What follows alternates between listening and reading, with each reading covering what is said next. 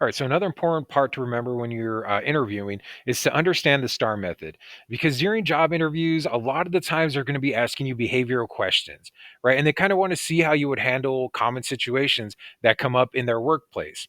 And so to prepare for these questions, you got to get to know the STAR method, right? This involves discussing the situation, the task, the action, and the result, right? So that's what STAR stands for: situation, task, action, and result. And to use this method, you got to begin by explaining the context of the situation, right? And try to keep it as relevant to the company that you're applying to as possible. Um, and so for this, again, you want to the situation, the task, and then after that, you want to kind of like mention how you handled this, right? What the challenge and what the result was of whatever it was that you did, right? So, for example, something that they may ask you is, "Tell me about a time you failed." And no one really wants to answer that question, right? So it's a good one to prepare for, because if they do ask it, you will be prepared for one of the toughest questions they can ask you, because no one wants to talk about when they failed, right? But if they do ask that question, you will have something prepared. And so, an example for me would be when I was doing my internship, I worked at this nonprofit, and there was this grant available for different nonprofits in the community. And you pretty much just had to present a video that stands out against the others, that highlights what it is you do. And so, I volunteered to do this. I did not get the grant.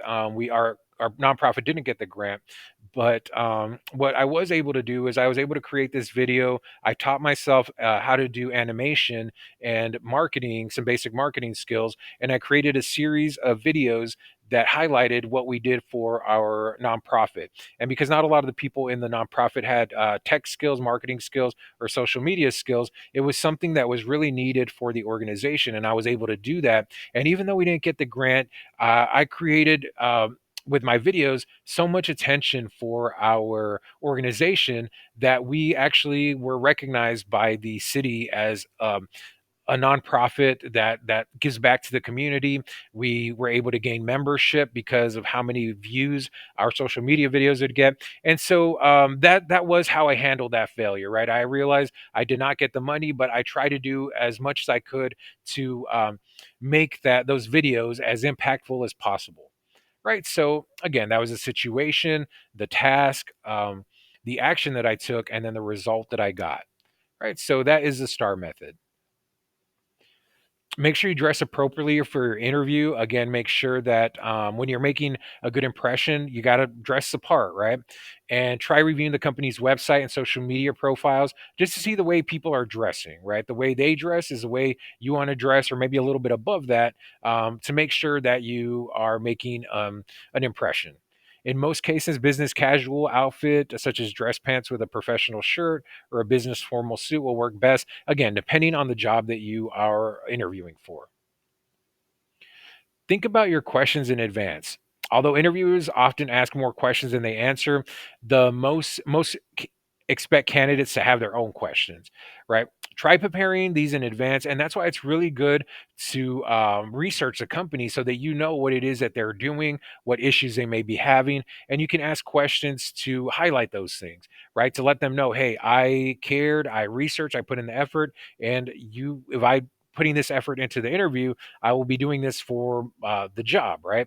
And so never, ever, ever tell them that you do not have questions. If you do that, you are very likely to get passed over. Right. So always do your best and try not to just have general questions. Try to research these and also interview them. Right. One question that I really like is tell me about a time when an employee was able to change your mind. And for me, I like that question because it kind of shows, because again, you're not just being interviewed to see if you're a good fit. You want to see if they're a good fit in your life, right? So if you have someone who's like caught off guard by that and they're like, what kind of question is this? And you it's a pretty good chance that this person doesn't really listen to her employees or his employees. And that's not really the kind of place I would want to work at. So try to think of some questions, respectfully ask them, but if it's something that you want to know, ask those questions. Follow up after the interview. I always see different thoughts on this. Some people say, it's not really necessary. I have so many things to do. I'm not really able to read these follow up interview. thank you emails, and other people are like, "Oh, I hired this person because they stand out because no one ever sends a follow-up thank you email."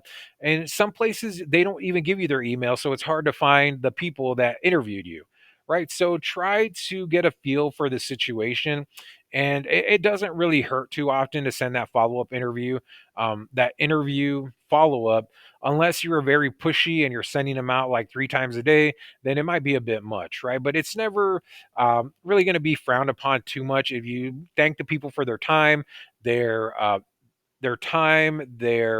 um, telling you more about the company, right? Kind of educating you more about the company and letting them know that you're even more interested in the role now after you've heard what the company's all about, right? So, it can help. And I don't think it can hurt you too often, even if people aren't really too keen on receiving these thank you follow ups. If you don't receive a response within a week after the job closes, you can send up a follow up and just kind of ask about it and see what's going on. If there's going to be a timetable, and nowadays most people just get ghosted, and that kind of is lame, but it does happen. And so if you don't hear back, I would recommend not sending out a whole bunch more because that's kind of the culture that we are in now, where a lot of times you'll just get ghosted and you keep trying to inquire about it and no one gets back to you, so it just gets more frustrating.